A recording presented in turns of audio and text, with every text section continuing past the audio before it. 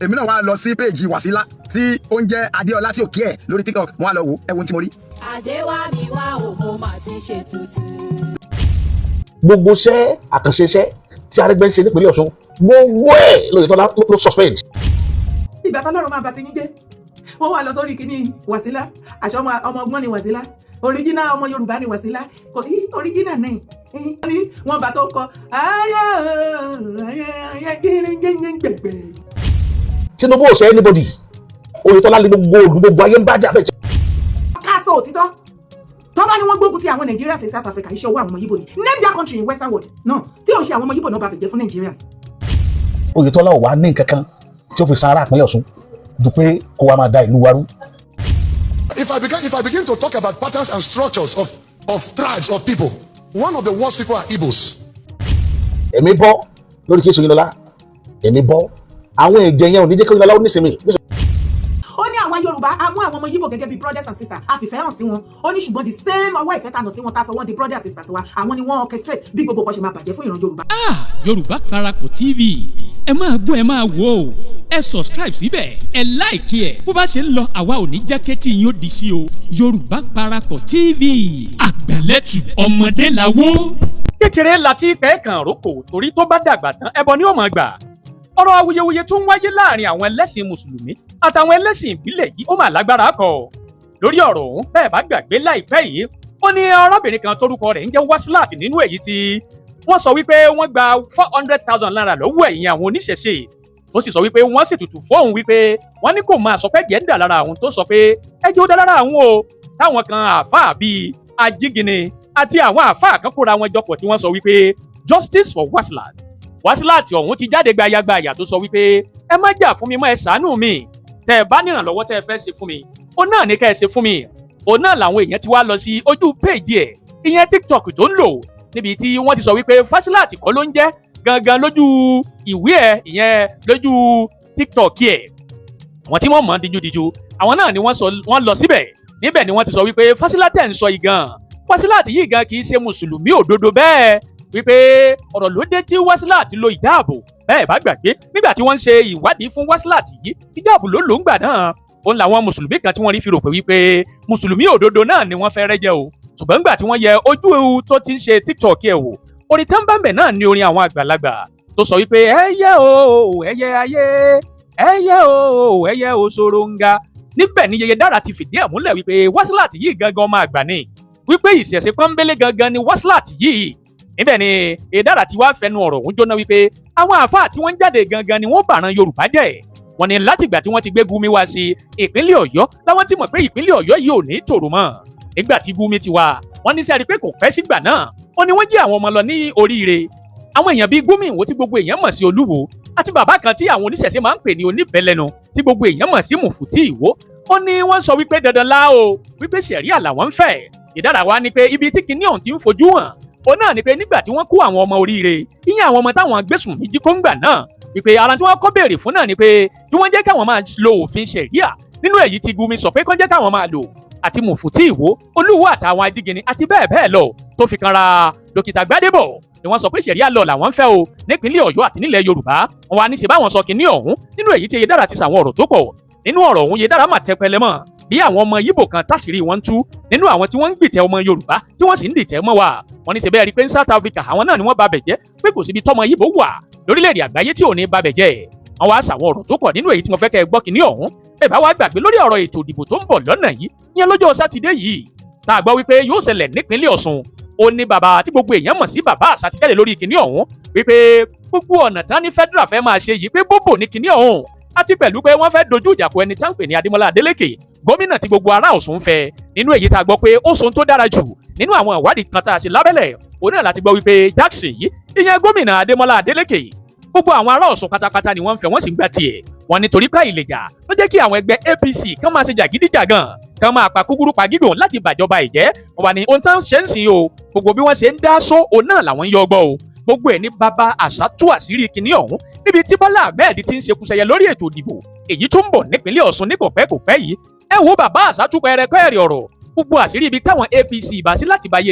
láti báyé gómìnà Ọ̀ṣun jẹ́ pátápátá ni wọ́n tú àṣírí kinní ọ̀hún nínú èyí tá a gbàgbọ́ wípé bí wọ́n bá tètè ṣàṣùntẹ lórí ẹ̀ gbogbo ibi táwọn APC bá sí àtàwọn ẹgbẹ́ alátakò gbogbo láti bá ayé ẹni tí wọ́n ń pè ní Jackson jẹ́ ìyẹn gómìnà ìpínlẹ̀ Ọ̀ṣun àṣírí gbogbo ẹ̀ ni ó padà tú. Ẹ wo ohun tó ṣe pàtàkì bẹ́ẹ̀ náà ni pé ẹja ṣe àyètò ọ̀hún tó ráwọn àṣírí tó pọ̀ ó túnú fọ́nrán tí wọ́n fi hàn wáyé gbogbo social media ní ẹja píndé gbogbo gúrùpù gbogbo pàápàá orílẹ̀-èdè Nàìjíríà nípínlẹ̀ Ọ̀ṣun àti káàkiri orílẹ̀-èdè Nàìjíríà. Bọ́wá jẹ́gbẹ́ àkọ́kọ́ lẹ́yìn wò wá tàbí tí ẹ̀yin ń gbọ́ wá ṣùgbọ́n ẹ ò tí ì tẹ subscribe button síbẹ̀. Ẹ wá ń bẹ̀yìn ẹ bá wa tẹ̀ ẹ́ sójú ẹ̀ ẹ bá wa dọ̀rẹ̀ káwọn náà ó sì bá yín dọ̀rẹ̀. Ẹ wá má gbàgbé o láì tàgó lébùkàn tí ń bẹ lẹ́gbẹ̀ẹ́ aago kékeré ọ̀hún náà ni ó máa rán yín létí nígbàkúgbà tá a bá ti wà lórí ètò ẹja tago ọ̀hún ẹja pín kálẹ̀ ẹja máa bẹ́tù ọ̀hún bọ̀ ọ̀rọ̀ jábọ̀ ó pọ̀ jù.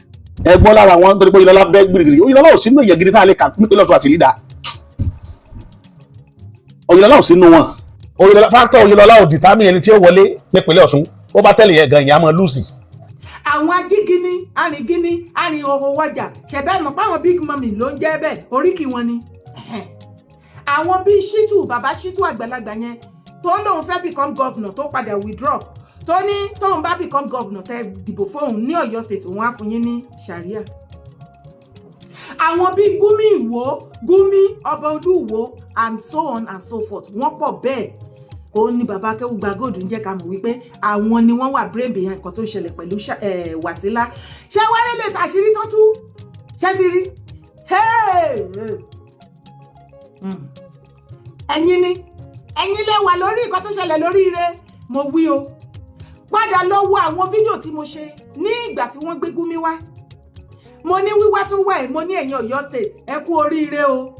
torí eku ò ní ké bí eku mọ́ ẹyẹ ò ní ké bí ẹyẹ mọ́ àbíbi ọ̀sán mo ní tó bá yá nísìnyí wọ́n á bẹ̀rẹ̀ sí ní bẹ̀rẹ̀ ransom wọ́n á máa kidnap mo ní school wọ́n á máa kún àwọn ọmọ ní school àti ṣẹ́gun wọn wọ́n wá sá sẹ́yìn ọ̀rọ̀ Wàsílà wọ́n tún wá rí bẹ́ẹ̀ ni opportunity pé ọ̀rọ̀ Wàsílà ti yọjú ẹjẹ́ àlọ́ an opportunity ìgbà tọ́lọ́ máa bá ti yín jẹ́ onílẹ̀ tó ti débẹ̀ ṣáájú yín ege nìrẹ́ onílẹ̀ mo wé ege nìrẹ́ ọlọ́run mi mo tó fún rẹ onílẹ̀ onílẹ̀ lẹ kóòtù àjíire tó fún rẹ kùndùsì rẹ ẹ wo bó ṣe fi wọ́n ṣe sí tọ́tọ́ jẹ́ mọ́ pé àwọn mufti Ìwó náà tó ti bẹ̀rẹ̀ sí ní sọ àwọn ni wọ́n ṣe justice for Wàsílà ìgbà tọ́lọ́run máa bá ti yín jẹ́ wọ́n wà lọ sórí kíní Wàsílà àṣọ ọmọ ọgbọ́n ni Wàsílà original ọmọ Yorùbá ni Wàsílà original ní àwọn ò ṣọ̀tá ẹ̀sìn kankan gbogbo ẹ̀sìn làwa ń ṣe wọ́n ní wọ́n bá tó kọ ayé gbẹ̀gbẹ̀ gbígbí lóní pàpàpàpà Wàsílà gbà ṣéèkì mi gba 5 mú dání bẹ̀yẹn mú dání dáadáa má fún anybody ọmọ gbọ́n nìyẹn àwọn fúnra wọn náà wọ́n padà wá yọ àbẹ́yọ̀ gbọ́rọ̀ lẹ́nu wọn wọn láwọn ò ṣe mọ́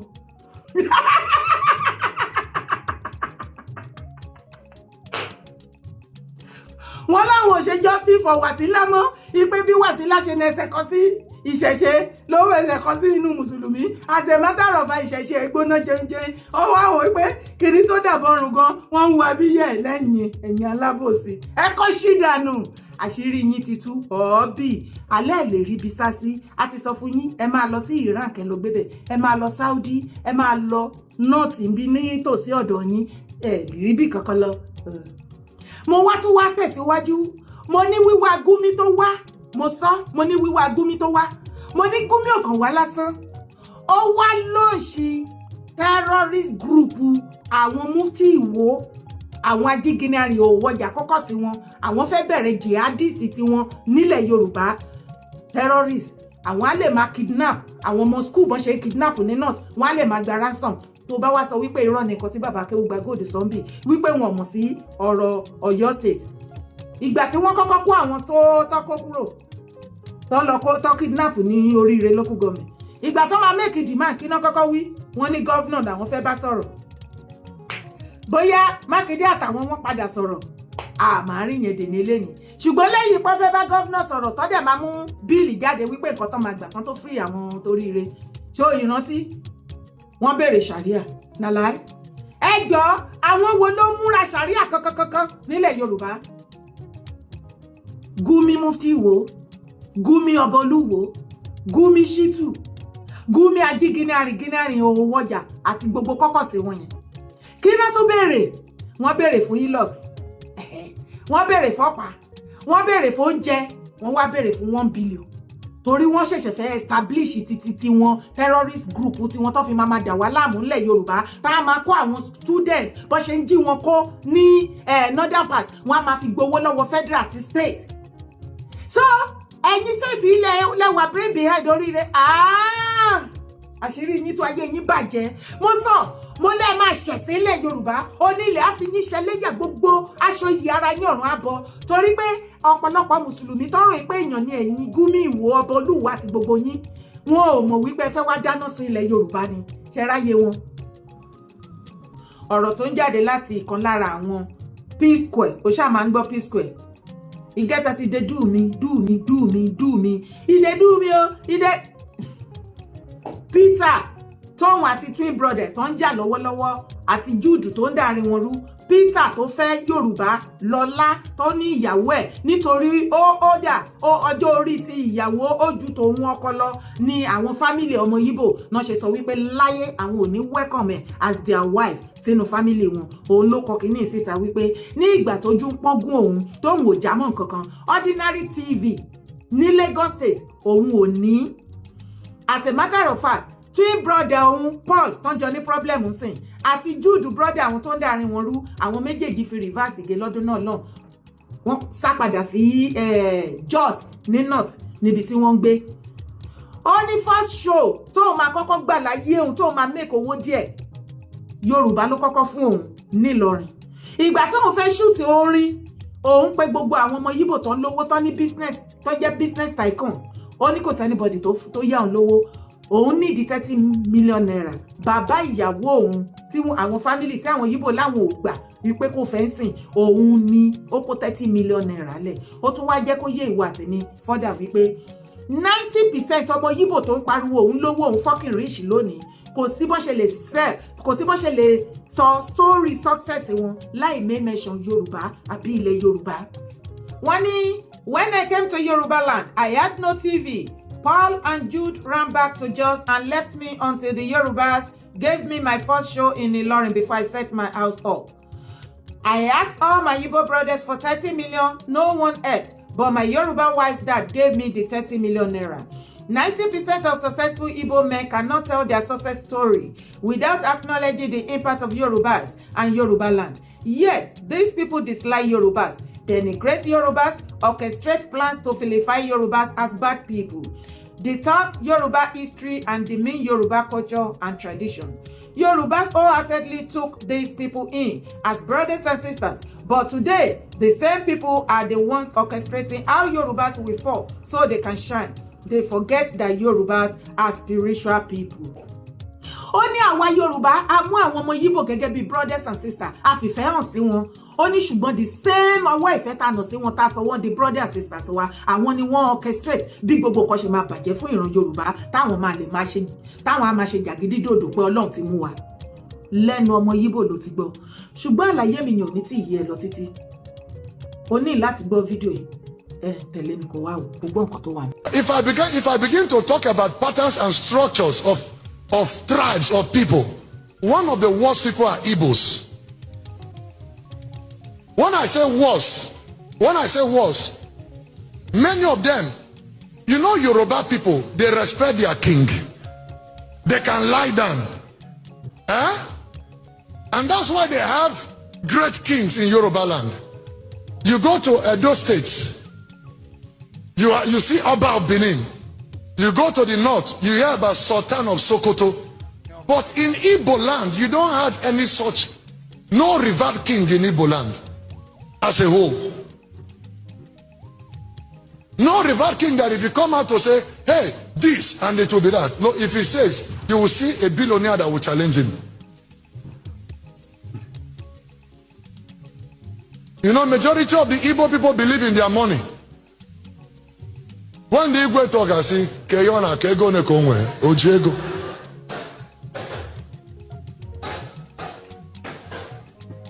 Are you sure you are hearing me? Yes, sir. They are one of the worst people when it comes to honor.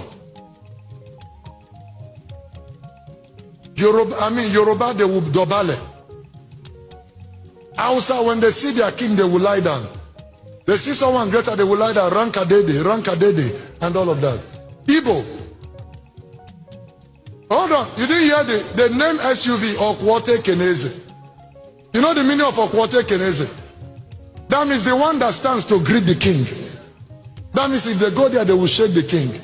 You see people like Obasanjo president, when they go to Oni of Ife. Have you seen the video where Obasanjo prostrated? And Obasanjo is senior to Oni of Ife by age. But Obasanjo knows that you cannot fight an institution. It's not just Oni sitting on that throne, it's deity sitting on that throne. Yes, sir. Yes. Because the more you guys go away, the better for us. Because you guys are leeches. You guys are leeches. You are everywhere, constituting nuisance, propagating nonsense. And every Yoruba child will never grow old. Yes. Unapologetic about it. Every Yoruba child will never grow old. I don't wish you to get old. You die as a youth.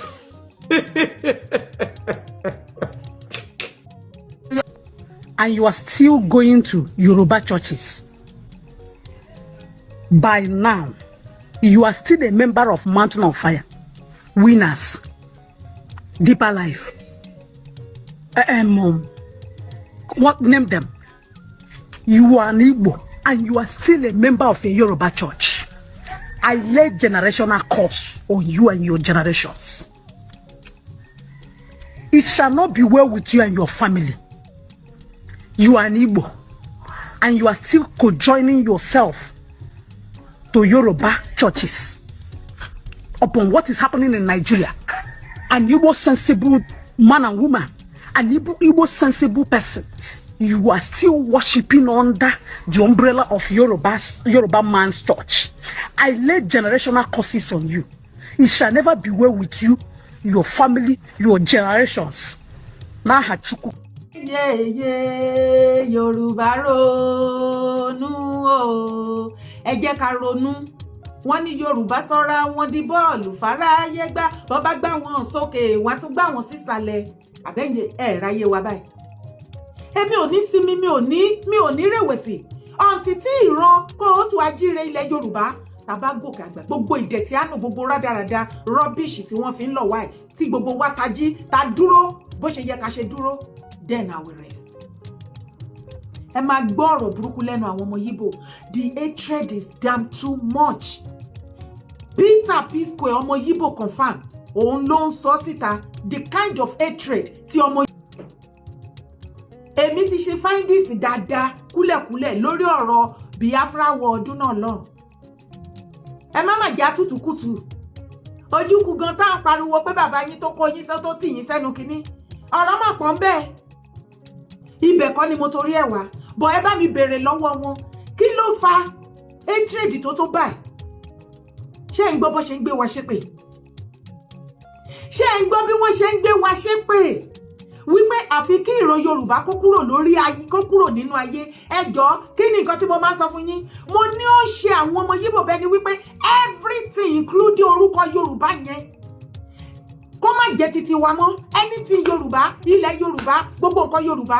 kó jẹ́ titi wọn. Àwọn àwa máa jẹ́ Yorùbá lọ. Ṣé wọ́n believe pé tán bá gba gbogbo nǹkan Yorùbá, àṣà, ìṣe, èdè, ẹwà, everything àtorúkọ yẹn Yorùbá yẹn táwọn bá wá ń jẹ, ṣọ́rọ̀ èpo máa jẹ́ fún wọn bó ṣe báwa ṣe àwa ta ní nǹkan ni. Kò yé wọn. Hatred ti di wọ́n létí, ó ti jẹ́ kó wà blind. What is this? Ẹ wo bó ṣe ń gbé ẹ̀yin ọmọ Yorùbá ṣépè. Ẹni ọmọ Yibo tó bá lọ attend ẹni Yorùbá pastor tó ní church.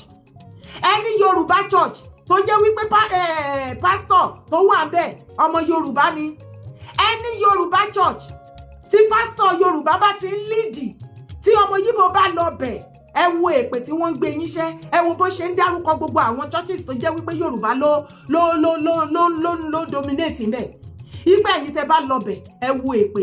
èpè lẹ́nu wọn, ẹ wo ọ̀rọ̀ òfò àtàdánù. Ẹ̀yin ọmọ Yorùbá ẹ̀dẹ̀ dákẹ́, gbogbo nǹkan lẹ máa ń dákẹ́ lé lórí. Mi ìríru yín rí ni. Débi wípé àwọn ọmọ Yibo gan-an tún sọ wípé kí ló ṣe Yibo tí wọ́n ní sí àwa Yorùbá. Ó ti pọ̀ jù. Tó bá wá sọ wípé irọ́ ni nǹkan tó sọ tí mo kà nísìn. Jọ èyí tó fi ti ara ìgbọ́ yìí nǹkan. Ìwọ tó jọmọ ògidì ọmọ kó o tó ajíire ilẹ̀ Yorùbá, wọ́n bú ìyá ẹ̀, wọ́n bú bàbá ẹ̀, olóòtí ikú, wọ́n ti kú ó ti kú hàn tí ìsìn ẹni. Ìwọ tó jọmọ Yorùbá ojúlówó, pé yóò fẹ́ wọn lọ́kọ, àbò fẹ́ wọn láya, àbáwọn ni best business partner ẹ̀, àbẹ ẹjọ jẹ́ best friend, àbẹ ẹjọ jẹ́ colleagues. Mi ò ní kẹ́ má ṣe bẹ́ ṣe ń ṣe, ṣùgbọ́n jẹ́ ká face reality. For once in your life, face reality. Bá mi bèrè lọ́wọ́ business partner tó jẹ́ Yibo, bá mi bèrè lọ́wọ́ ìyàwó ẹ̀ tó fẹ́ tó jẹ́ Yibo, bá mi bèrè lọ́wọ́ ọkọ ẹ̀ tó jẹ́ Yibo, bá mi bèrè lọ́wọ́ neighbor àbí best friend ẹ̀ tó jẹ́ Yibo wípé kí ni Yorùbá gan rà nígbà àwọn tá a sanwó, kí ni ẹ̀ṣẹ̀ tó le tó báyìí, kí lógun tó le tó báyìí wípé wọ́n jọ force wa forcefully láti máa pè wá ní wọ́n Nàìjíríà. Ṣé àwa ni northerners tí wọ́n bà ayé Nàìjíríà jẹ́? Kí ló dé? Ọ̀rọ̀ eléyìí ó ti kúrò lórí wípé ayé ìgbà Biafra war bàbá létà wó lọ́wọ́ ó wá mú idea kan sílẹ̀ ẹ̀kẹ́ là kúrò lẹ́kọ̀ọ́ ẹ̀kọ́ kọ́lá irọ́ ni gbogbo rubbish na nonsense yẹn wọ́n kàn wá orúkọ tó fẹ́ sọ ajá láti pè ní dìgbòlugi láti lè rí panikọ́pa without justice. Ṣé àwa Yorùbá àìmọye fídíò lọ́wọ́ mi wípé ṣé àárí trade tó ń ti ọ̀dọ̀ àwọn ọmọ Yibo wá ni mo ní mo kúkú rí kí la fẹ́ ṣe ìwọ̀nba tí mo ṣe lálàyé báyìí àìmọye láti mú mi lọ́tà. Dára ṣé nítorí kan sọ wípé ẹ kì í ṣe tribalism ni ẹ practice tribalism ẹ kì í ṣe tribal bigot kan lè má sọ wípé ẹ kì í ṣe tribal bigot òun lẹ ṣe ń ṣe bí alábòsí torí àbòsí ni mo rí tẹ̀ ń ṣe. Ìdí tẹ̀ ṣe lè jẹ́ kí ọmọ Yorùbá ká dúró ti àwọn ọmọ Yibo yìí káwọn wọn ká fi àṣẹ ẹnu àṣẹ ká yí ẹnu po ká tà wọ́n láṣẹ kọ́rìn wọlé kọ́rìn wọ́n gbó lọ́dẹ̀hùn.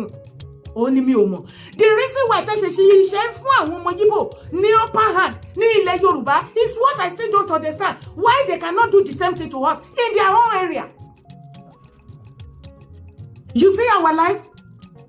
Kò sí ọmọ Yibo tó máa lóun wà successful lónìí láì ní history àwọn ọmọ Yorùbá àbí ilẹ̀ Yorùbá nínú. Yet èpè ni wọ́n fi ń san fún wa padà. Ṣógun láyé ni. Kí la rà nígbà wọn tí mo bá wá sọ fún yín wípé ẹ̀yin ọmọ Yorùbá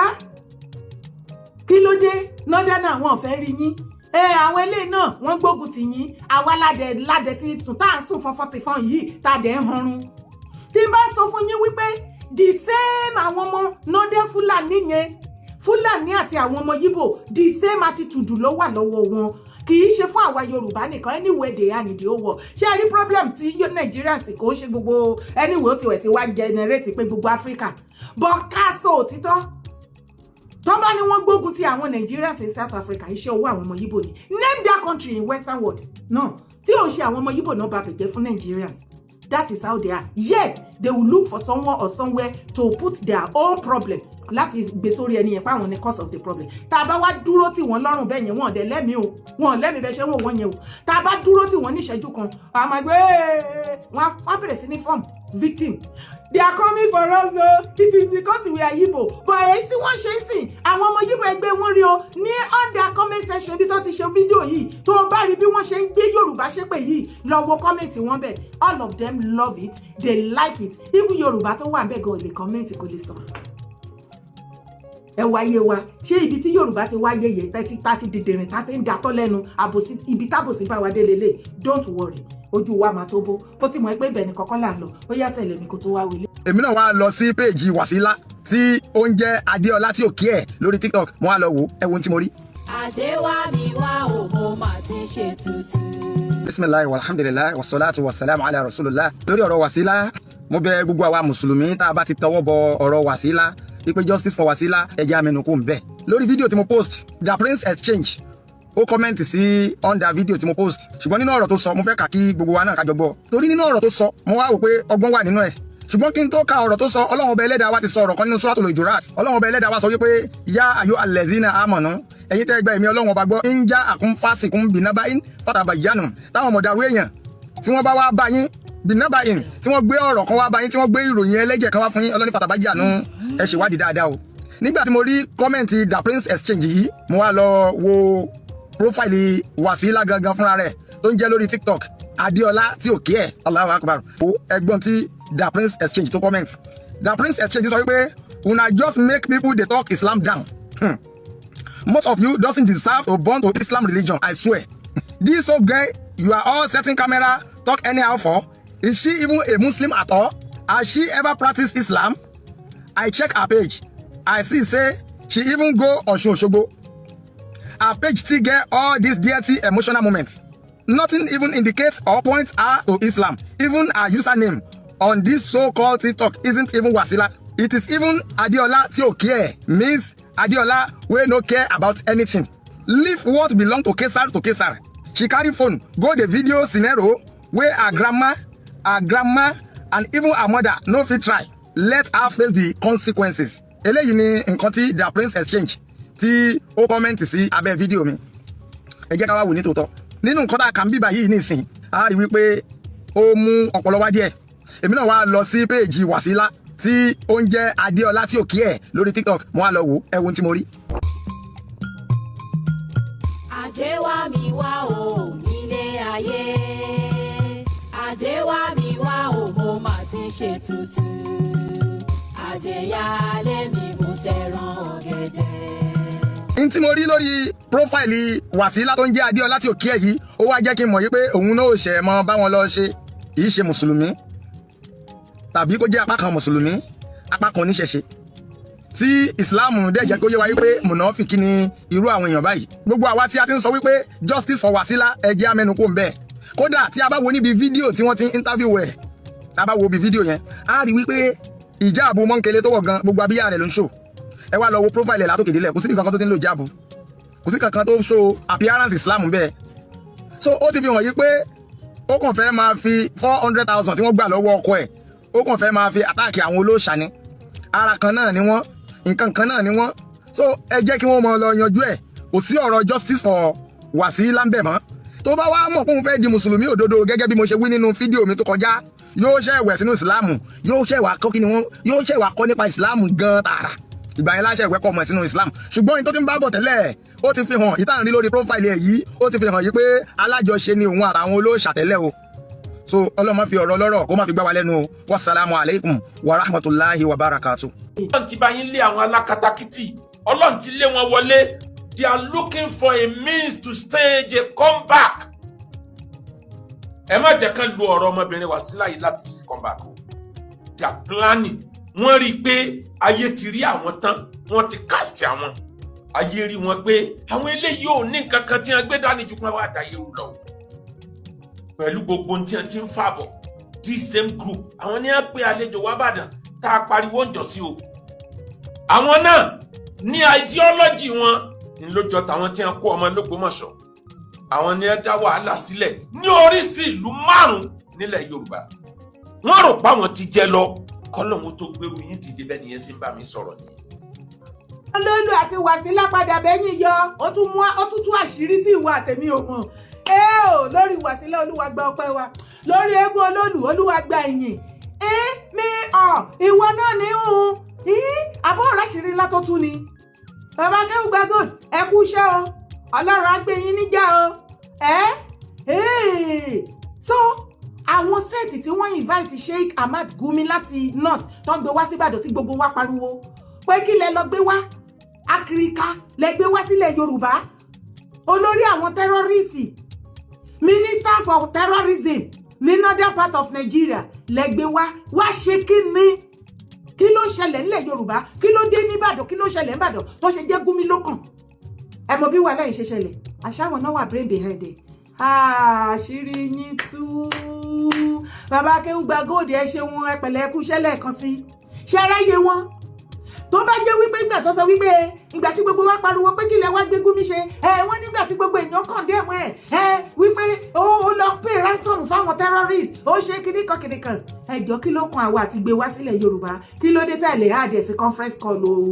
àárín ara yín bẹ̀ kẹ́ béèrè kan tẹ́ fẹ́ béèrè bẹ̀ tó bá jẹ́ wípé gbé Gumi wá kó wá lọ́ọ̀ṣì terrorist group tiyín àti jihadist group nǹkan tẹ́ ṣe àbálọ àbábọ̀ ẹ̀ náà ẹ padà strike ní oríire ìkéyíkàdé lè rí àwọn machineries tẹ́ máa lò ẹ wo gbogbo nǹkan tó kọ́kọ́ dì máàdì kí gbogbo wa tó yarí tó bá jẹ́ pọ́kọ fún wọn ni ṣé ẹ̀rí pọ́n ti yẹn establish wọ́n ti ní wọ́n á ní ọ̀kadà wọ́n á ra ọ̀kadà nínú 1 billion wọ́n á ra àwọn ọ̀pá tó wà sophisticated wọ́n á ra oríṣiríṣi nǹkan àti many things lẹ́yìn ìgbà yẹn wọ́n á bẹ̀rẹ̀ sí ní lọ máa kidnap gbogbo àwọn student káàkiri gbogbo kìíní yẹn á wá gbilẹ̀ ṣùgbọ́n lẹ̀kùn mú wọn lọ́wọ́ kí ló gbọ́ ká pé ó ga gbòdì sọ wọ́n láwọn náà orchestrate nítorí gbogbo kìíní yẹn àgbà nílẹ̀ Yorùbá. Bàbá Bọ́lá Ahmed Tinubu èmi ò ní bẹ̀yìn láíláí pé kẹ́ mọ́ rí ìdìbò ìpínlẹ̀ Ọ̀ṣun gbogbo ayé mọ̀ pé ẹ lè wí Adeleke láyé tó bá jẹ́ pé lódodo olóṣèlú ni yín ẹ sì nígbàgbọ́ pé iṣẹ́ ọwọ́ yín dáa ẹ tú Adeleke lẹ̀ àtọ̀yẹ bá jí kẹ́ wá wọlé tó ṣẹlẹ̀ tó bá jẹ́ pé lódodo Oyetola bá fẹ́ pẹ̀rẹ̀ ọ fẹ́ sọ̀rọ̀ ẹ̀ di alágbára nínú ìpínlẹ̀ Ọ̀ṣun ó gbà pé òun náà ní ògo nípínlẹ̀ Ọ̀ṣun ọmọ ìpínlẹ̀ Ọ̀ṣun dẹ̀ lòun ń dẹ̀ ṣe dáadáa síbẹ̀ ẹ tú àwọn àtàwọn Adeleke lẹ̀ APC lèmi tí mo dúró sẹ́wọ̀n tí mo sọ̀rọ̀ yìí APC ni mí ṣùgbọ́n èmi ò ní máa wọ́jọ́ ọ̀la àlú yìí kó máa bàjẹ́ níbi táwa náà lọ́mọ sí tá a mọ̀ pé ọ̀la àwọn ọmọ wa ìlú yẹn náà gbogbo agbẹ́kẹ̀lé àwọn Oyetola ti káre lé ní àwọn ọmọ wọn ò lè máa wáṣẹ́ kiri kò sí dábẹ́ pálí lọ báwọn wáṣẹ́ kiri kò sí mọ̀lẹ́bí wọn tí wáṣẹ́ kiri mọ̀lẹ́bí Bọ́lá Tinubu ò wáṣẹ́ kiri bẹ́ẹ̀ náà mọ̀lẹ́bí àwọn Adeleke náà ò wáṣẹ́ kiri ṣùgbọ́n àwa tá a jọ mọ̀ ìlú torí ẹ̀ nífẹ̀ẹ́ ká gbogbo wa lára èèyàn ní gọ̀gọ̀gọ̀ káṣọ rẹ̀ kọ́gi kó mọ̀ lè fa aṣọ rẹ̀ kúrò lára gi wọn ni ìṣòro tẹ́lẹ̀ tó wà lẹ́yìn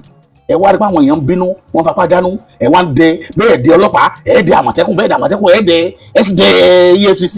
ẹ fi ń terrorize gbogbo èèyàn àṣẹ Boko Haram lẹ́yìn náà àṣẹ yàtọ̀ sí Boko Haram àṣẹ gbogbo tẹ́ ṣe náà nìyí níjọ́ tàbátà bẹ́ẹ̀ léyìn kiri a rò pé ìròrí yín ó yàtọ̀ sí tàbátà ni a mọ̀ pé ìròrí yín ò ní yàtọ̀ sí tàbátà gbogbo ìròrí yín pátá gbogbo tí kì í yín láyé kò sí tó fi yàtọ̀ sí tàbátà kò sí tó fi yàtọ̀ sí tàbátà kò sí tó fi yàtọ̀ sí tàbátà ẹ wá dúró lórí Démọ́lá ẹ lọ́wọ́ bí Démọ́lá ṣe ń sọ̀rọ̀ ẹ rí i pé pẹ́rẹ́yọ̀ wà lára bàbá yẹn ni wọ́n ń pariwo sọ̀rọ̀ wọ́n mú kàn pílìdì sáwọn èèyàn wọ́n lè gbàjọba ayẹyẹ lọ́wọ́ wọn ẹ fi wọ́n lẹ̀ wọ́n ní lóore lágbára lọ́wọ́ Elédùmarè lágbára ọba tó dá ilẹ̀ tó dá ọ̀run àtayé ẹ̀ ní lóore tẹ́ bá já ìjọba yẹn gbà lọ́wọ́ Adeleke ìpè tí mi mọ̀ ṣáà tèmi lójoojúmọ́ ìdí tẹ́ bá rí táwọn èèyàn kan tí wọ́n fẹ́ kú nítorí ọmọ Adeleke kì í ṣe pé àbọ̀ ò dá o ẹ má sì mí gbọ́ ṣùgbọ́n ẹni tó gbé àbọ̀ dání láyé ò fẹ́ Tinubu ò ṣe anybody Oyetola ní gbogbo òdu gbogbo ayé ń bájà bẹ́ẹ̀ tí wọ́n yẹ gbogbo ìpínlẹ̀ Ọ̀ṣun Oyetola ní ìka ẹ̀dá tí wọ́n fẹ́ rí Oyetola tẹ̀ wọ́n yẹn adákẹ́jà àbí èṣù l'Oyetola ìka ọ̀dájú abiyamọ òtúlẹ̀ nílé fi bó tiẹ̀ mọ́lẹ̀ Oyetola ní jẹ́bẹ̀ Oyetola ìwà bẹ́ẹ̀ dandan èmi wọ́n ṣòṣogbo mo dúró mo gbé ìkànnì mi wá sí ìgboro ìlú Òṣogbo nítorí election Oyetola second term tí Adeleke fi gbàjọba yẹn lọ́wọ́ ẹ̀ nígbà tí mo dé Òṣogbo mo rí pé ẹ̀kọ́ òṣojú mímu kí ló dé bọ́lá fẹ́ yà sí bẹ́ẹ̀ débi wọ́n ní ẹ̀gbẹ́ bọ́lẹ̀ bẹ́ẹ̀ àṣetò Oyetola sẹ̀ kò ṣẹlẹ̀ rí káwọn yóò deny progressive to that extent even láyé bàbá Kàndé nígbà táwọn tí Ọbásanjọ́ fẹ́ gba ìjọba lọ́wọ́ ẹ̀ àwọn ìgbà tó dípá tó wà lápọ̀ bàbá Kàndé gẹ́ dúlẹ̀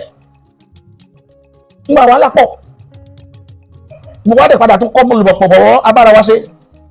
bẹ́ẹ̀ wá wo kéèsì tó wà láàrin Oyetola àti Adeleke láti gbà yẹn Oyetola ò wá ní nǹkan kan tí ó fi san ará ìpínlẹ̀ Ọ̀ṣun dù pé kó wá máa da ìlú wa rú wá kó àwọn èèyàn sínú ìpayà òun ló mú àwọn obìnrin jáde lọ́sàn-án ní ìyẹ́wò táwọn obìnrin sọ lẹ́nu ẹ gbọ́ ọ̀rọ̀ lẹ́nu àwọn obìnrin.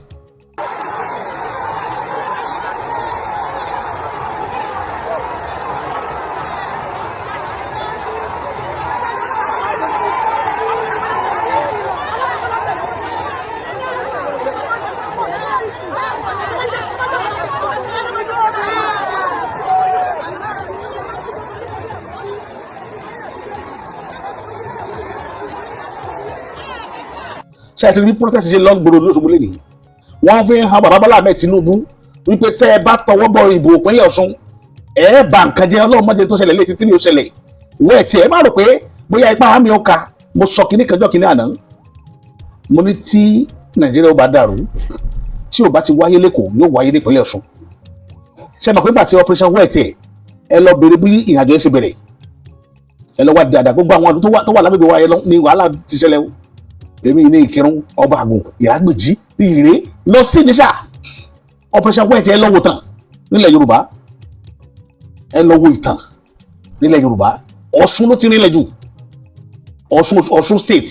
nígbà yẹn láwọn ní hold Ọ̀yọ́ ló ti rinlẹ̀ jù torí mo ti sọ lẹ́ẹ̀kan Ọ̀ṣun oníṣẹ́ tí wọ́n ń ṣe òṣèlú ni wọ́n ń jẹ ń bẹ̀ o òṣèlú ni wọ́n ń jẹ nípínlẹ̀ Ọ̀ṣun kò sí company tí ń sanwó o kò sí LASTMA o kò sí lọ́mà o bó tẹ́ fẹ̀mí yín kọ̀ tẹ́ ọkàn kọ̀ Ọlọ́run ọba tó láyé tó lọ́run yóò bá yín tẹ́wọ́ gbà á nípínlẹ̀ Ọ̀ṣun mo rí i pé àpapọ̀ awo ọwọ́ ti péjọpọ̀ lé ìrìn àjò ìpínlẹ̀ Ọ̀ṣun lẹ́fìmọ̀ páwọn èèyàn wọ́n ìdúró níbi tó dáa tẹ́ ẹ bá woru Ọlágúnsóyè Oyinlọ́lá láti ilẹ̀ àárọ̀ Oyinlọ́lá lèmi ò ti gba tiẹ̀ mo mọ̀ pé ìrìn àjò rẹ̀ yìí ṣèṣò rí ọdún méjì àtàbọ̀ ẹwọ tó náà rìn gbogbo wọn ẹlẹ́sìn tó ṣe ń gbà yẹn máa tó dé àwọn èèyàn rí ẹ̀mí bọ́ lórí kí Oyinlọ́lá ẹ̀mí bọ́ àwọn ẹ̀jẹ̀ yẹn ò ní jẹ́ kí Oyinlọ́lá ó nísinmi bí ó ṣe máa káàkiri nínú ayé àṣẹbẹ̀lẹ́gbẹ́ lẹ́nu mi lé nìyí níta àbádẹ sọ èyí tégbé ayé bá wílẹ̀ gbàrún ọmọ gbà lágbára lọ́wọ́ Elédùmarè gbogbo ẹni Ọ̀ṣun ò ní nǹkan kan ẹ lọ wò ìpínlẹ̀ Ọ̀ṣun bàbá Kàndé ni olódodo àkọ́kọ́ tí kọ́kọ́ jáde rí tó gbé gbogbo bá ṣe ń pín sórí pépà nípínlẹ̀ Ọ̀ṣun ní 1999 sorry nígbà tí wàhálà adé tí bàbá dé gọ́ọ̀mẹ̀ntì sórí pé kò sí nǹkan kan pé kò sí nǹkan kan ẹ sọ kọ́mpìnì tó wà lóṣogbo fún mi ẹ sọ fún mi kò sí nǹkan kan nípínlẹ̀ Ọ̀ṣun nígbà tàlẹ́gbẹ́ tó fẹ́ mọ generate IGR ó fẹ́ increase ẹ̀ bàbá mi pè mí pé àwọn tẹ́ ní àdìbò fún náà ti wọlé yìí o wàhálà wọn pọ̀ o àwọn ará Èkó táàsì mo ní dádì ẹ máa san tax tẹ́ ẹ bá fẹ́ kí ìpínlẹ̀ Ọ̀ṣun kó dàbí Èkó ẹ san tax kò sọgbọ́n tẹ́ ẹ fẹ́ dá ṣùgbọ́n ẹ gbádùn ìpínlẹ̀ Ọ̀ṣun a sọ bẹ́ẹ̀ fún wọn Arẹ́gbẹ́ mọ̀ pé kò sí nǹkan tóun fi lè ṣèjọba tó yàtọ̀ sí Oyinlọ́lá àfi kó o mú pattern wá pattern tí o ti ṣẹlẹ̀ rí ní táwọn Awólọ́wọ̀ náà design gbà tí wọ́n nìyẹn ó dẹ̀ dé ó wò pé táwọn school ìbá ń pọ̀ rẹpẹtẹ kò ní pè wá ẹjẹ́ anáwó sójú kan náà ká káwọn ọmọ ìpapọ̀ sójú kan so that ìyá àti maintain àwọn school àti mójútó yóò rọrùn ó dẹ̀ create a enabling environment fún learning nígbà yẹn Arẹ́gbẹ́ ṣe ẹ má jà parọ́ rárá wa jẹ́ ẹ má jà á ti torí pé òní Arẹ́gbẹ́ àtọ̀gá rẹ̀ ń jà láàrin àwọn torí ẹ̀ ní òjá àgbà tiẹ̀ mọ́ tó bá ṣe dáadáa ẹ̀ jẹ́ aṣọ ṣùgbọ́n ìjọba yẹn gbogbo Arẹ́gbẹ́ gbé kalẹ̀ wọn continuity gbọ́dọ̀ wà lórí ẹ̀ kí àwọn nǹkan yẹn lè bá a lọ́lẹ̀ kó lè lọ gẹ́gẹ́ bá ṣe fẹ́ Arẹ́gbẹ́ àti ọ̀gá rẹ̀ jà torí pé ọ̀gá rẹ̀ mú àbúrò rẹ̀ ọmọ ìyá rẹ̀ ó mú un lẹ̀ pò ní ó ṣàṣe gómìnà lẹ́yìn Arẹ́gbẹ́ gbogbo wa náà látọ̀ dúró àtúntẹ̀wọ́ bá ṣé ẹgbẹ́ kan náà ni ṣé aṣíwájú náà sáà ni a rí i pé continuity owó àwòyá continue nígbà tí wọ́n gbéjọba dé ìjọba Oyetola ìjọba kúrò níjọba APC ó kúrò níjọba Bọ́lá Tinubu ó sì kúrò níjọba Arẹ́gbẹ́ torí kì í ṣe nǹkan táwọn expect nígbà yẹn òun la rí wọ́n bẹ̀rẹ̀ sí ní dánú lórúkọ mọ́ sápà gbogbo iṣẹ́ àkànṣe iṣẹ́ tí Arẹ́gbẹ́ ń ṣe nípínlẹ̀ Ọ̀ṣun gbogbo ẹ̀ l'Oyetola ló suspend kò dí ó lọ gbogbo owó tí wọ́n ná síbẹ̀ yẹn ó wọ́ bá tù lẹ́fì mọ́rí yẹn tó Oyetola jẹ́ kò sí gbogbo àwọn pásítà tó wà lẹ́kọ̀ọ́ kò sí rẹ̀ nípínlẹ̀ Ọ̀ṣun o still rolling àti kí lórúkọ ẹ̀ fatala gbogbo láti ṣàjílẹ̀ yìí méjèèjì náà ti kólẹ̀ fún Dangote ti rà látọjọ́ tó ti pẹ́ ní ọ̀tá ti kù tí ń ta property Nàìjíríà ni wọ́n ti tà àwọn àtọ́bátọ́jọ́ wọ́n ti kówó rẹ̀ sápò tá àmọ́ tán fi ṣe wọ́n ta still rolling wọ́n ta power mill fún Dangote náà ta fún ẹ lọ bèrè ẹ wá bèrè lọ́wọ́ wọn pé company míì wo ló wà ní gbòòrò ìlú Òṣogbo tó jẹ́ ti federal government lẹ́yìn àwọn schools tẹ́ máa rí ṣé schools ṣe company ni tá máa nàgbẹ́ school sọ́jà lọ rágbèjì gbogbo yẹn wá ẹlẹ́sẹ̀wọ̀ rágbẹ́ school police lọ́la wọ́n fò òkè ẹlẹ́sẹ̀wọ̀ ṣé school lẹ́yìn bẹ́ẹ̀ jẹ ni ibi tẹ́ ti fi ṣe ṣẹ́dà ìpínlẹ̀ Ọ̀ṣun gbogbo àwa tá a jọ mọ ìpínlẹ̀ Ọ̀ṣun tá a wà lẹ́yìn odi pátá la fi concern. Adeleke ṣe bẹbẹ èèyàn ń gbẹ́lẹ́gbẹ́ náà pé káwọn èèyàn lè rí náà rí ìpínlẹ̀ Ọ̀ṣun. Tó bá jẹ́ pé gómìnà bíi mẹ́ta tá a ti ní lẹ́yìn Bàbá Kàndé àwọn náà ṣiṣẹ́ Bàbá Kàndé ṣe kó abèrè làwọn náà ṣe oríṣiríṣi ni. Ẹ wo tó ìpínlẹ̀ Ọ̀ṣun bá ti dà. Ẹ wo tó ìpínlẹ̀ Ọ̀ṣun bá ti dà. Ẹ wo tó ìpínlẹ̀ Ọ̀ṣun bá ti dà. Because ẹ wo yẹn ló ti rú ìlú tèmi ìtì ń dún èmi ẹ̀mí ọ̀sọ́ o ìtì ń dún olúkálùkù tó wà lọ́kàn ìtì fi ń support Adeleke olúkálùkù ló mọ̀ o èmi ò rí Adeleke rí mi ìgbà owó lọ́wọ́ rẹ̀ rí ìmọ̀ family rẹ̀ rí ṣùgbọ́n tó ti mo lọ ní ilé tí mo lọ tí mo rí tí wọ́n ṣe ọ̀nà lú mi ó yà mí lẹ́nu pé gómìnà látẹ̀dẹ́ ni ó máa ṣe ọ̀nà ní Ọ̀ṣun Central adẹ̀ ní gómìnà mẹ́ta ní Ọ̀ṣun Central tí ò tàǹpà lù tèmi ẹ̀ wá ní mi ní bínú ẹni mi ò ní sọ̀rọ̀ iye tí ìrìbá bá bẹ́ni náà tó lè dá mi lọ́wọ́ kọ́ lórí tí mo ṣe mi ì tí rí gómìnà mẹ́ta Bàbá Kàndé parọ́ fún wa ní lọ́bàgùn ó ní owó wa wọ́n ti fi stability account gbogbo torí ibi tẹ́ ń bá wà ìbí ó sọ̀rọ̀ ẹ mọ̀ mí dáadáa lọ béèrè lọ́dún náà lọ́gbà tí gbogbo àtà campaign fún kọ́lọ́kọ́ chairman tá dìde fún gbà yẹn ní kírun Bọ́lájà Òkè ètò àti Bọ́lájà òjòjò dùn Bọ́lájà olóògbàjọba gbà yẹn ló wá wọlé ní PDP AD lèmi wà bẹ́ẹ̀ di ṣe lose nìyẹn bọ́ọ̀bà tí wọ́n fẹ́ gbẹ́jọba fáwọn PDP bàbá Kọ́lá lẹ́ni yẹn jẹ́ Kọ́lá lọ́gbọ́rúkọ sọ́ni mẹ́ Kọ́lá la dìbò fúngbà yẹn wọ́n mú bọ́dà mi fún vice ẹ̀ so Bàbá Kàndé wá ń sọ fún wa wípé àwọn ti fowó ní sí stability account pẹ̀lú Bàbá Lúkúlúkú gẹ́gẹ́ lọ́wọ́ náà sẹ̀ Kọ́lá Kànjí òun la gbé dání gbà yẹn táwọn PDP fi gbé Bọ́lájà ó dání ní Chiaba local government Bàbá Lúkúlúkú òun ni wọ́n fi ṣe caretaker Bàbá Lúkúlúkú àti Bàbá Kàndé wá sí Kírun ọjọ́ tá a sọ yìí ọjọ́ yẹn ni màá rí Bọ́lá Tinubu rí for the first time tó ṣẹlẹ̀ látọ̀nà lágbèjì wá sí gbòòrò òlú Kírun tá a lọ pàdé ẹ̀ kẹ́lẹ́ mọ̀ pé mo ti ń bá wàhálà àrìn àjò ìbọ̀jọ́ ti pẹ́ bó bàtà jókòó lára wa tí gbẹ́tẹ́gbẹ́rẹ́gbẹ́ ìjọ tí wọ́n ṣe handover Bàbá Lúkúlúkú sọ̀rọ̀ kan jọ́nà lọ́wọ́ ní níbi tó dédú lé ní pé ọ̀nà kan wà táwọn fẹ́ ṣe ọ̀nà ọba àgùn sí ibà bàbá yẹn wá sọ pé àwọn ti fi owó yẹn sí stability account ìjọ náà máa gbóyìnbó yẹn rí ẹ ti fowó sí stability account pé táwọn chairman tí wọ́n wọlé bá ti gbàjọba kò dandan ni wọ́n gbọ́dọ̀ bẹ̀rẹ̀ iṣẹ́ bẹ̀ Ọ̀ṣun Central ni gómìnà sẹ́mi Ọ̀ṣun Central ni ọlọ́ba àgùn wà Ọ̀ṣun Central ni Oyinlọ́lá Ọ̀ṣun Central ni bàbá Bísí Àkàndé tí ń gbèjọba ilẹ̀ ti ń lọ outgoing governor àti incoming wá déjọba nígbà tí ó gba ìjọba tó gba ọ̀pá àṣẹ kò rántí ọ̀nà yẹn máa for 7.5 years tó lò kódà wo débẹ̀ kódà wọn ò ṣe street light ẹ̀yọ̀ kábàá pé street light ní ẹgbàá ẹ̀ máa lò lọ́ba àgùn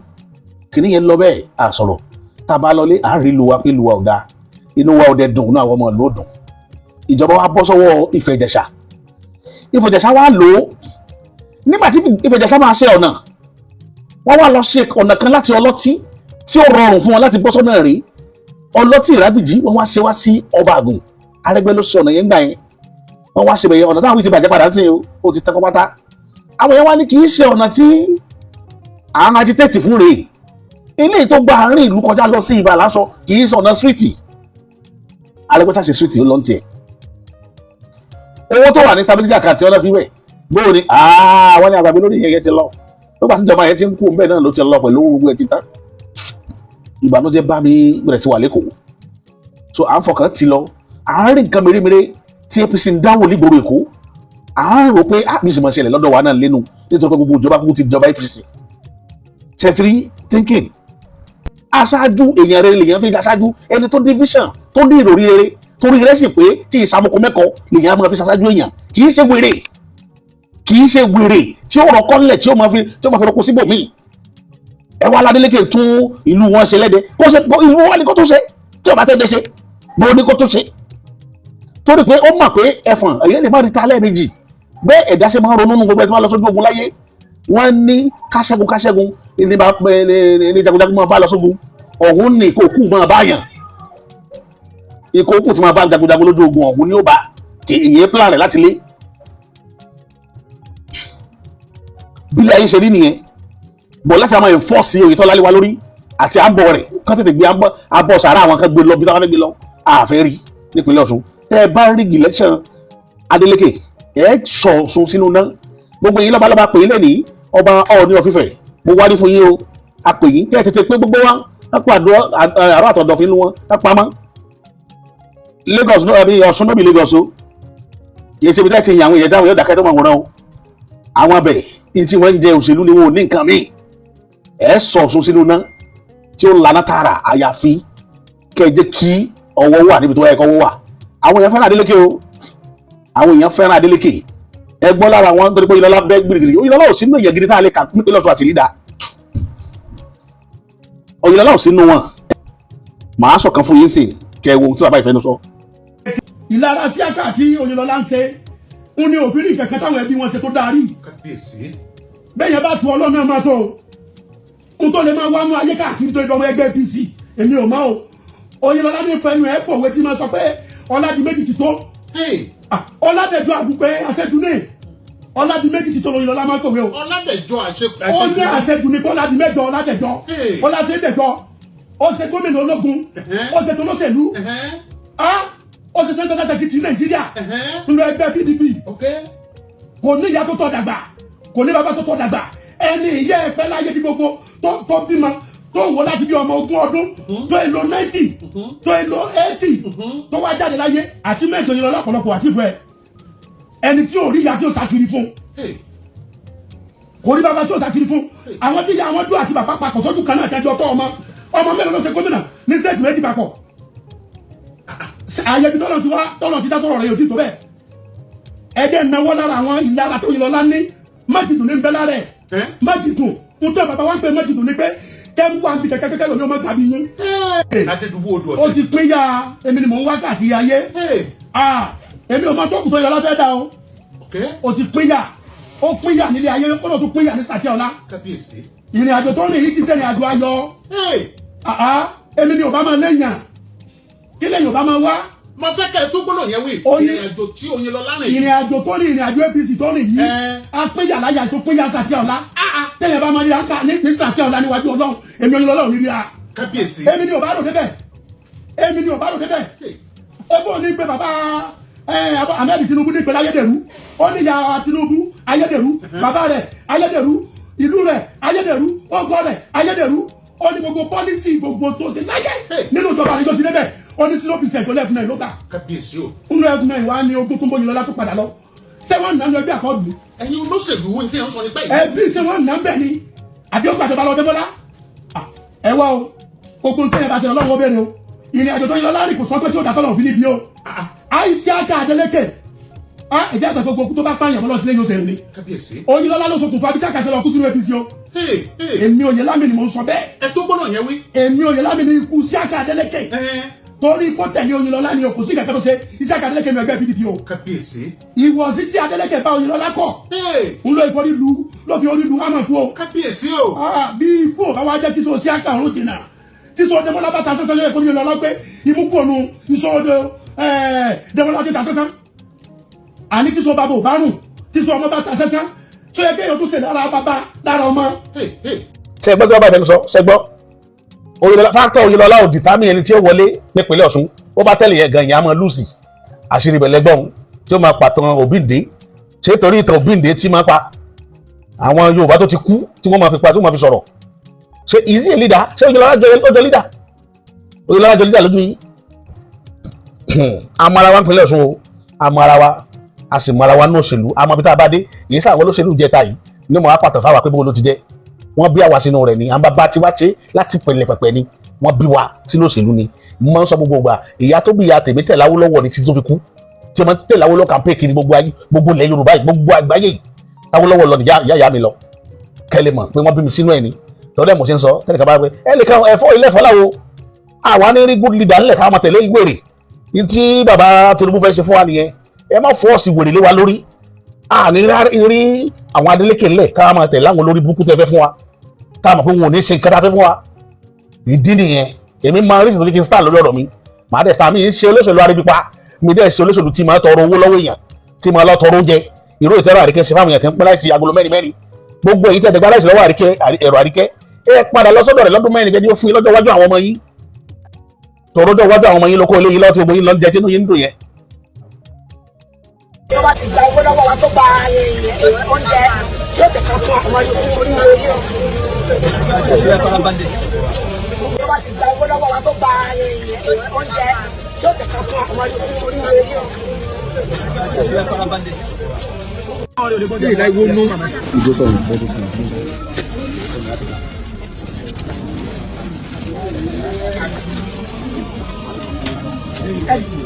Àdìbò fún mọ̀lẹ́ òbí náà ní bá mi ṣe orí wọn náà jẹ́ ọmọ yorùbá lédè àgbègbè láì máa sẹ́yìn tó bá ti gba owó lọ́wọ́ wa tó gba oúnjẹ tí ó tẹ̀ka fún àwọn yorùbá sórí ilé yìí. nínú ẹ̀rọ àríkẹ́ iye ṣe pé gbogbo èyí tó ń fún ráìsì tẹ́ẹ̀ bá ti dìbò fáwọn àwọn ọmọ yín ṣáàyè ọmọ pé kádàrá àwọn ọmọ yín ní fi ń fún yín ráìsì ni àwọn olórí burúkú táyé wọn ti bàjẹ́ àní wọ́n má pín ráìsì wọn tó ń pín alíkẹ́yìn náà wọ́n má gba ráìsì mẹ́yìn náà tó ń gbà á ṣé ẹ̀ màpọ́jọ́ ọ̀la àwọn ọmọ yín lè ń jẹ ní ẹ̀yin olórí ẹ̀yin wèrè amọ̀kú mẹ́kọ̀ yìí ẹ̀ ń gba ráìsì agolo mẹ́rin kí lẹ fẹ́ fi dà kí lẹ fi ráìsì agolo mẹ́rin dà ráìsì agolo mẹ́rin níjọ́ tí akàndédé rí nàbà ní Oyetola ni wọ́n mú lẹ́yìn Arẹ́gbẹ́ Ọ̀ṣun central again ní ó di mẹ́ta lọ́dọ̀ wa mo bá dúpẹ́ mo fò inú mi dùn a support Oyetola ayé buwa kò ṣe tí wọ́n wù tán kò sí Oyetola yìí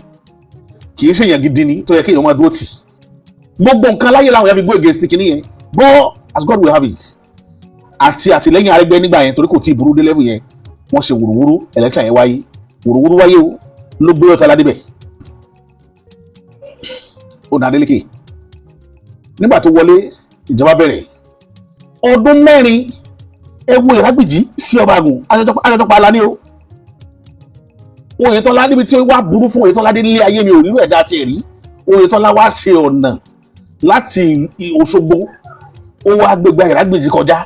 ó wá stop ọ̀nà yẹn síwájú ilé títí ẹ̀ tó kọ́ gángan kódà kò gbàgbọ́ ìrágbìjí ibi tó ti ṣe àwọn ọmọ ìlú rẹ̀ nú làwọn ọmọ ìlú rẹ̀ bá kéèké gèsè pé irú ẹ̀dá wo wá ní wọ́n tiẹ̀ gbogbo èèyàn tó bá ní ọkọ́ wọ́n máa fi roko sọ́dọ̀ ara wọn ni ó ṣe jẹ́ wájú ilé tiẹ̀ ni wọ́n roko sí ọ̀tí ẹ̀ níjẹ́ kó kan àwọn aráàlú lẹ́nu wàhálà yẹn bẹ̀rẹ̀ Agbèjì àwọn ọba àgbọn àti ẹlẹ́bẹ̀rẹ̀ kankan lọ́wọ́ rẹ̀ mọ̀ pé ẹni tí ò ṣe fún lu bàbá rẹ̀ ṣé ọjọ́ wàá ṣe fún lu ẹlílù ibi tí wàhálà ti bẹ̀rẹ̀ nìyẹn níjọ́ tó lọ inú àwọn èèyàn dùn wọ́n jubiléètì inú tàwa dùn nítorí pé I expect pé kò sí bó ti lè burú tó yóò rántí ọ̀dọ̀ wa ńjọ́ kan ṣùgbọ́n láti ọtí ṣe lọ́dún mẹ́rin tíjọba ìfipọ́ lọ́wọ́ ẹ̀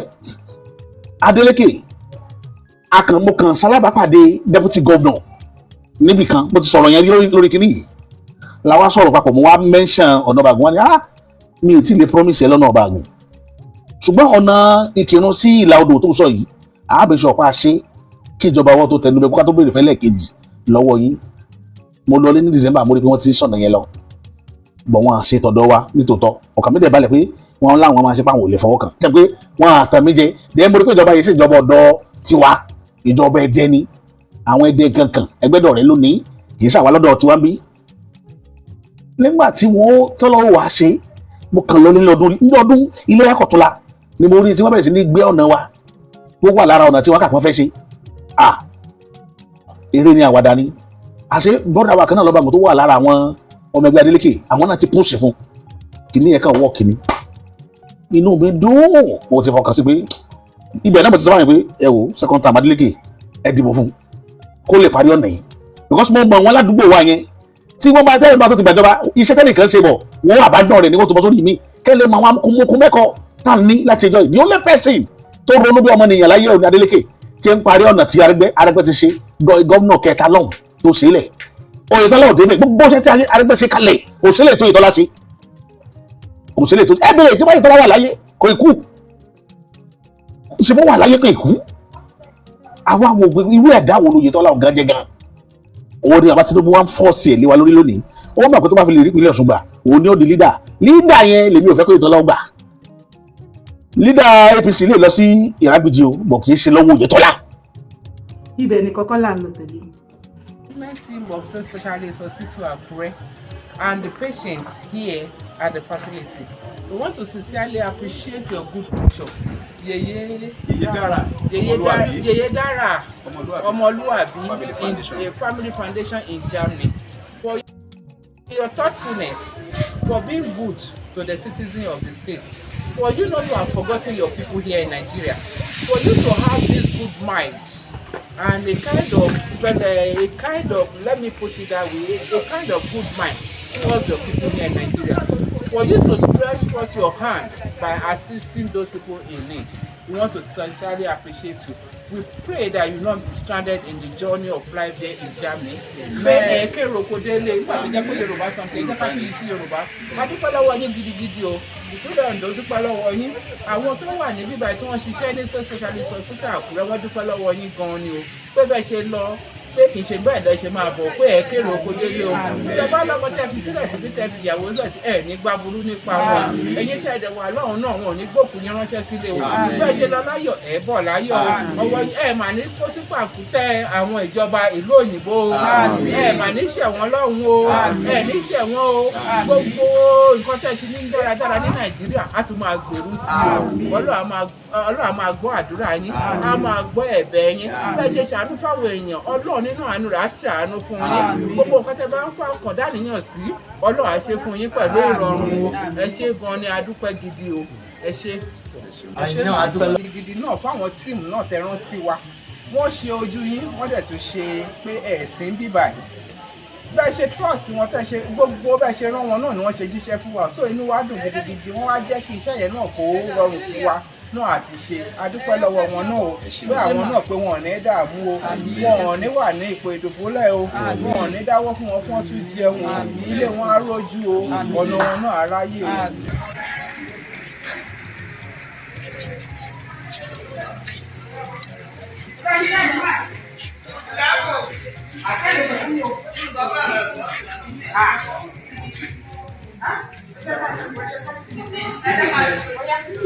Ẹ káàárọ̀ o. Ìtọ́jú o. Wọ́n wá sí láti ìlú Germany. Yèyé dára ọmọlúwàbí foundation family láti ìlú Germany. Òun láríkà fún yín ní.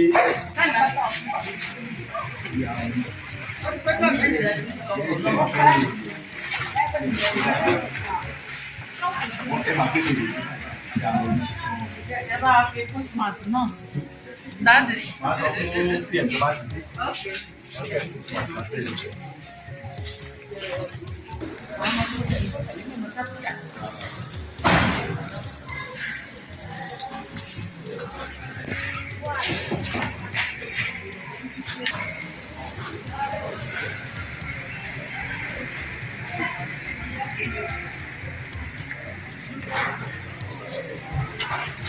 Yes. Ọmọlúwàbí fámìlì orí lóye o, orí lóye ọmọ ọba orí lóye o. Bẹ́ẹ̀ ni o, gbogbo ọmọ kóòtù ajíire, ọmọ ìran Yorùbá nílé lóko lẹ́yìn odi. Lọ́lọ́kan òjọ̀kan la máa ń ṣe àwọn iṣẹ́ kéékèèké, project kéékèèké tí ó pa wá lára láti jẹ́ kí àwọn èèyàn wa kí wọ́n mọ̀ wípé yes, kò ń ṣe wípé a kàn ń rojọ́ nìkan. We truly and genuinely love our people and our land, and we are ready to make it greater. Bẹ́ẹ̀ni, ẹni Ọlọ́run bá bùn, ẹ jẹ́ ká jọ fọwọ́sowọ́pọ̀ ká nawọ́ sí wọn bẹ́ẹ̀. Bẹ́ẹ̀ni, má sọ wípé irọ́ ni àbí pé kinní kan. Ìwọ̀nba tí a tún lè ṣe tí ó pa wá lára nínú Yèyé Dára Ọmọlúwàbí Family Foundation, òun náà lè rí tí a ṣe. Ọ̀pọ̀lọpọ̀ àwọn nǹkan ni a máa ń ṣe, ṣùgbọ́n àwọn mẹ́mbà wọn máa ń sọ pé kí n má mú ọ̀pọ̀lọpọ̀ fídíò jáde. Tí wọ́n bá fún mi ní àyè láti gbé jáde, òun lè máa rí mi tí mo mú jáde. Lẹ́nu ọjọ́ mẹ́ta la tún wò wípé ọ̀nà wo la tún lè dá sí ní ilẹ̀ kóòtù ajíire ilẹ̀ Yorùbá. Èyí ni a fi oríkorí wípé òkè Ondo State nílùú Àkúrẹ́ ó yá adẹ̀tí lọ àti bọ̀ àlọ́ àbọ̀ àbọ̀mọ̀jẹ́. Ìwọ̀nba nǹkan tí agbára wa gbé láti fi support àwọn èèyàn wa tí wọ́n ń béèrè fún àlàáfíà ní ilé ìwòsàn, òun náà ni àlọ́ṣe yẹn. Mo fi àsìkò yìí dúpẹ́ lọ́wọ́ gbogbo mẹ́mbà mi pátápátá Yèyé Dára Ọmọlúwàbí Family Foundation member both home and abroad. Mo dúpẹ́ lọ́wọ́ yín, gbogbo àpò tí gbogbo wa kówó sí tí a fi ń ṣe àwọn nǹkan kéékèèké, àpò náà ní gbẹ fún nǹkan rí. Mo dúpẹ́ lọ́wọ́ gbogbo yín pátápátá. I'm super proud of every one of you. Ọmọ Yorùbá, ìwọ̀nba tí a tún ṣe nísìnyí náà ni bàbá tún ṣe mí a tún gbé jáde. mo dúpẹ́ ní ọwọ́ màmá mi tí wọ́n ṣe àdúrà fún wa mo dẹ̀ dúpẹ́ lọ́wọ́ crew tí a gbé iṣẹ́ yẹn fún ní ìlú Àkúrẹ́ tí wọ́n sì bá wa ṣiṣẹ́ yẹn bó ṣe tọ́ àti bó ṣe yẹ àti bí ó ṣe wù wá wípé kí wọ́n ṣe é. A dúpẹ́ lọ́wọ́ yín, ẹ ṣé gan ni. Ọlọ́run á gbé wa níjà o, ilẹ̀ Yorùbá á gòkè àgbà lágbára lọ́wọ́ Ọlọ́run. Gbogbo àwọn èèyàn wa tó dẹ̀ wà ń bẹ̀, ẹni tó lọ bímọ á bímọ láyọ̀ àtàláfíà, gbogbo ẹni tó ń dúró fún àlàáfíà Ọlọ́run kò ní fi yín sílẹ̀ o, Ọlọ́run àfọwọ́tọ̀ yín. Bẹ́ẹ̀ ni ilẹ̀ Yorùbá ò ní wọlẹ̀ bí àrá, ìrànwọ́ ò ní parẹ́ nínú ayé. Má dúró dìgbà tó o bá ní gbogbo àgbáyé kó tó sọ wípé o fẹ́ gbé nǹkan sílẹ̀. Ìwọ̀nba nǹkan tó bá ní, learn how to share with one another. Nàìjíríà ò rẹ́rìn, all over the world ni ò ti rẹ́rìn. Bẹ́ẹ̀ ni, ṣùgbọ́n díẹ̀díẹ̀ tá bá lè ṣe báyìí, tèmi bá ṣe àwa ṣe lè, ìwọ náà ṣe lè, ìwọ náà ṣe lè, díẹ̀ á kárí gbogbo wa. Mo dúpẹ́ lọ́wọ́ wa lẹ́ẹ̀kan sí gbogbo ẹ̀yin èèyàn mi, ẹ jọ̀ọ́ lẹ́ẹ̀kan sí níbi comment section ẹ bá mi ṣàdúrà fún gbogbo Yèyé Dára ọmọlúàbí member pátápátá. Kò sọ́jọ́ tí mo pè wọ́n tí wọ́n jẹ́ mi ní dọ́bù jíjẹ. Yorùbá Parakọ̀ TV ẹ máa gbọ́ ẹ máa wò ó, ẹ subscribe síbẹ̀, ẹ like ẹ̀, bó bá ṣe ń lọ àwa ò ní jẹ́ kétí yín ó di sí o. Yorùbá Parakọ̀ TV àgbàlẹ́tù ọmọdé làwọ̀.